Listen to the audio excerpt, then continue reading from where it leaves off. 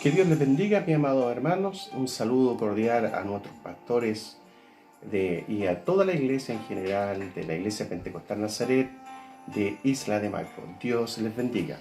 El tema que tenemos para hoy tiene por título ¿Por qué Jesús tuvo que ir a la cruz por mí? La base bíblica la tendremos en Mateo capítulo 26, verso 28. Esta dice así: porque esto es mi sangre del nuevo pacto, que por muchos es derramada para remisión de pecados.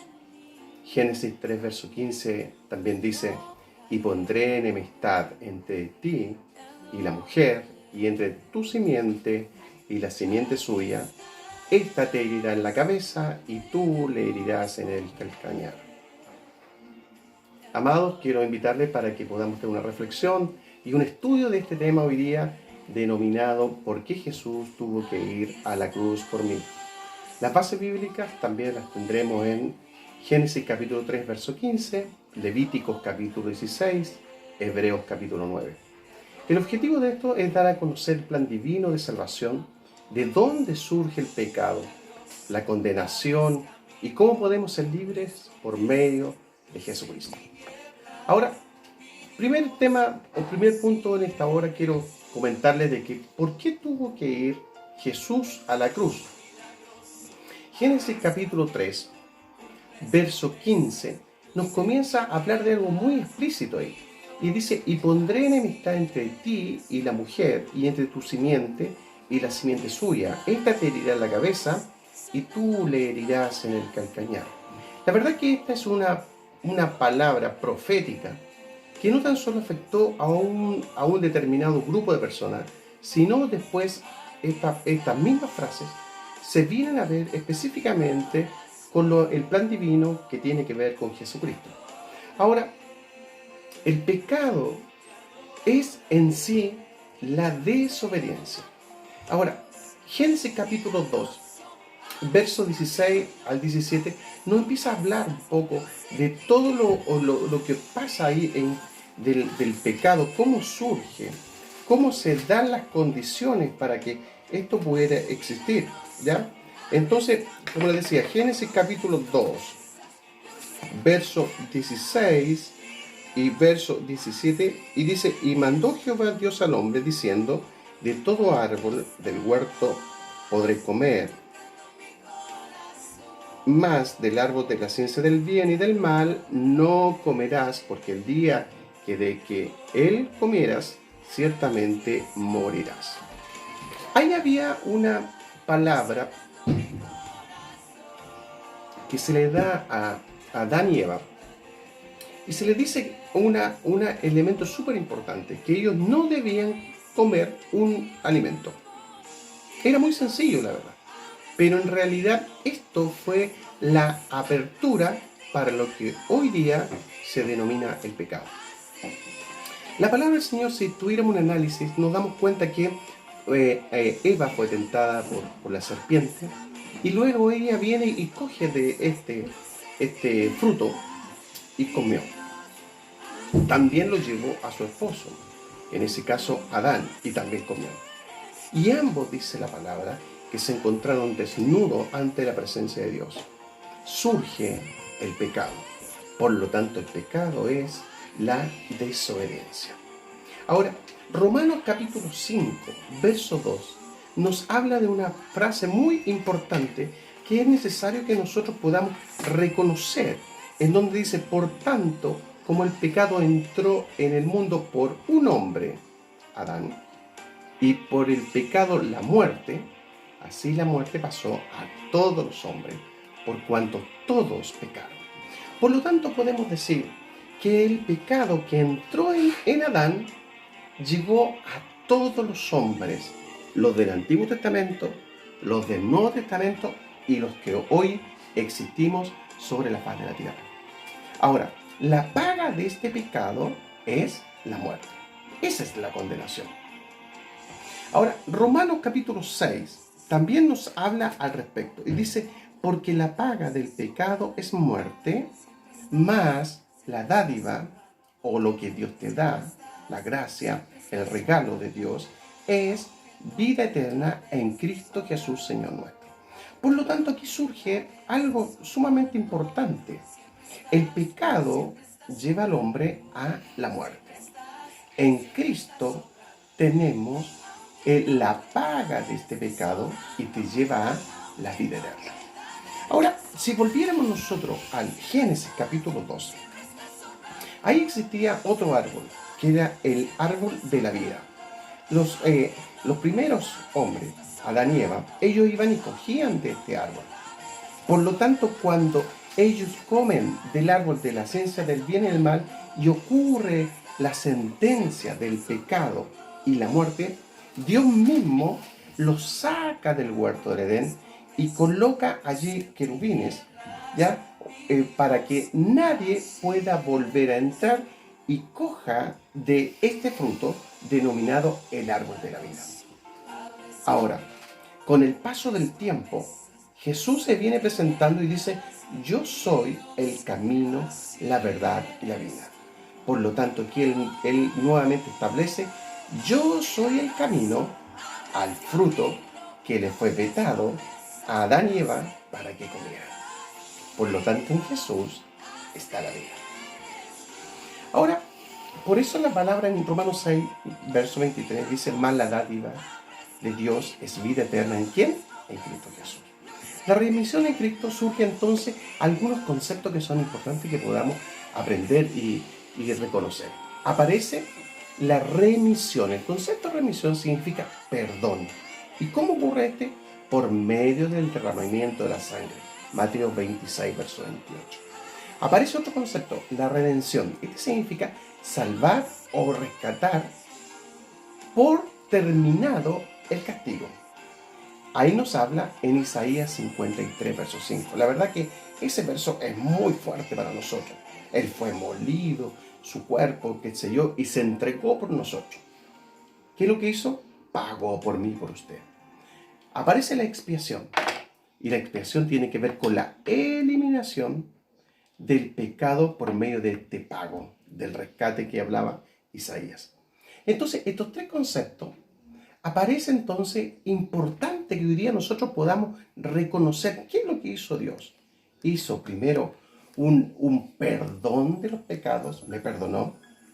Él realiza la redención en rescatarme y al momento de rescatarme, Él pagó. ¿Cómo pagó? Por medio de la muerte y derramando hasta la última gota de su sangre. ¿Amén? Entonces, Dios tiene un propósito, un plan divino, con toda la raza humana.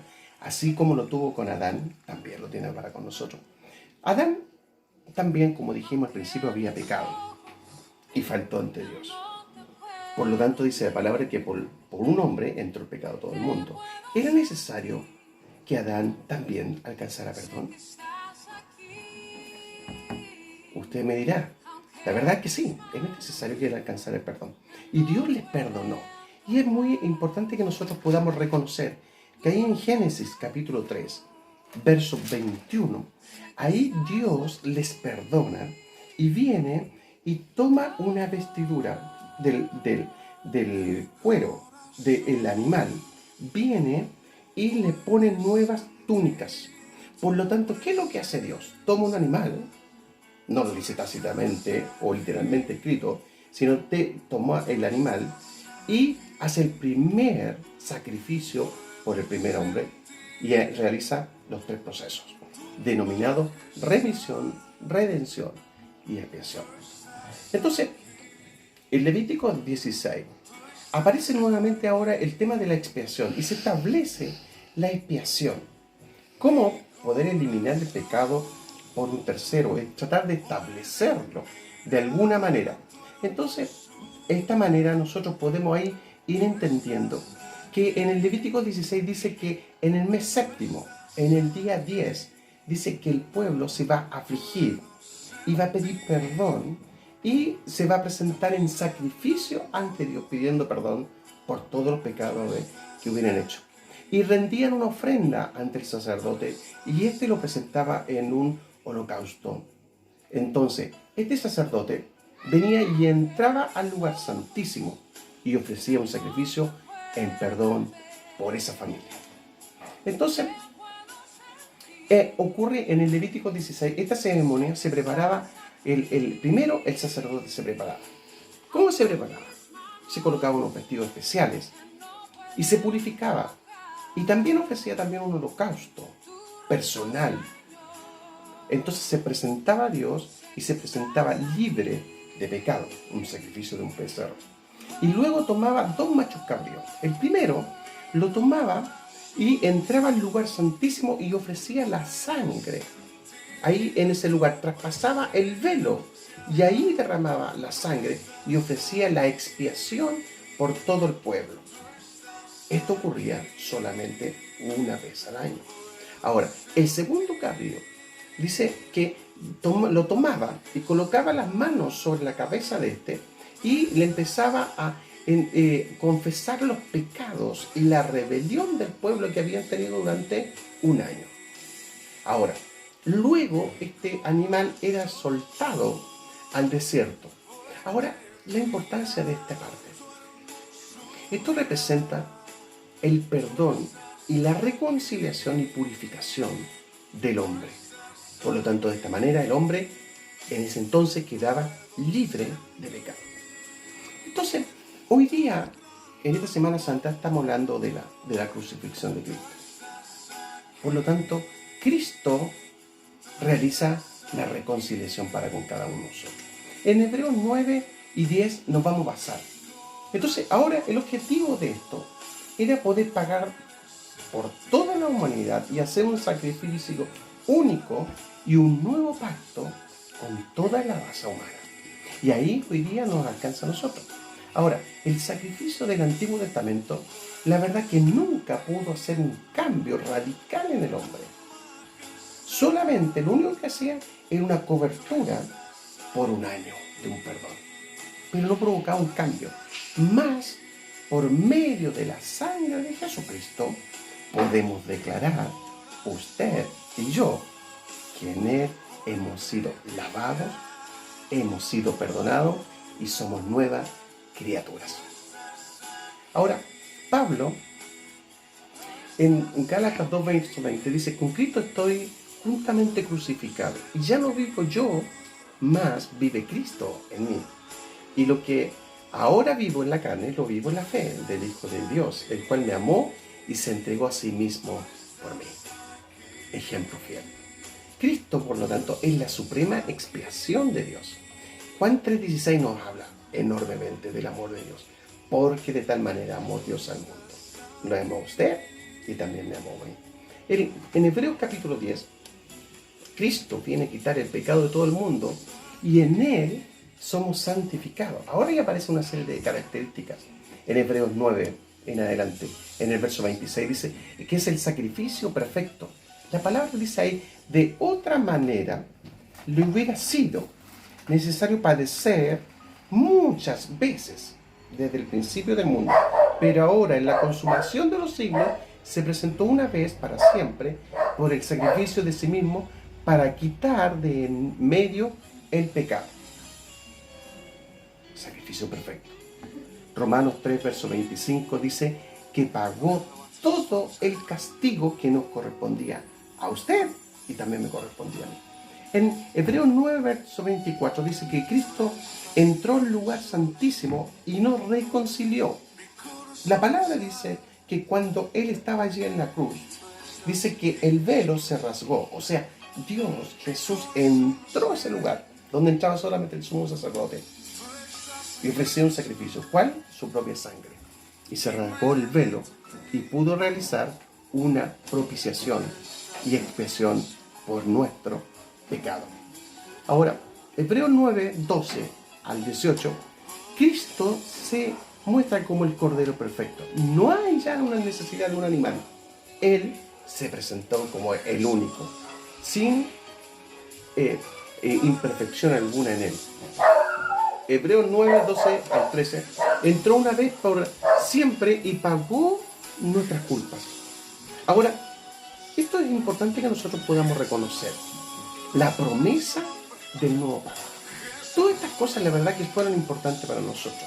Entonces aquí aparece Hebreos 9, verso 15 al 16, dice, y el pacto que aparece en el Nuevo Testamento, ahora requiere, amado hermano, que se produzca que la persona que está realizando el testamento pueda morir.